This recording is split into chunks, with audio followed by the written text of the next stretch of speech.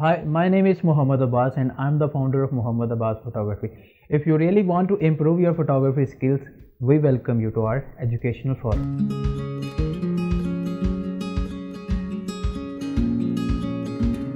In this lecture, we will learn how we can soft the camera flash.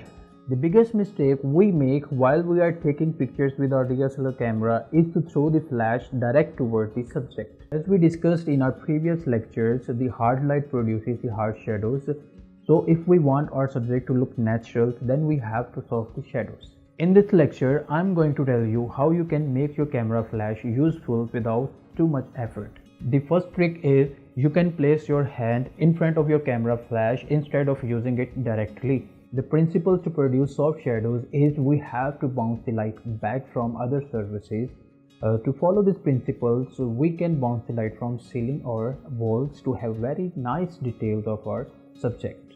The trick number 2 is place some white material in front of your camera flash as diffuser. The material can be a white fabric or it can be a white tissue paper. The main reason to place tissue paper is to soft the light, to produce a soft shadows to have a very nice look for our object.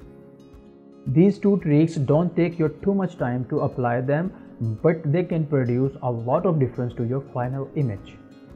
Hope you love these tricks and try to apply them next time when you use your camera flash. Thank you so much for listening to this lecture. If you want to get more updates on our upcoming lectures, then you can subscribe our YouTube channel or you can join our Facebook educational group.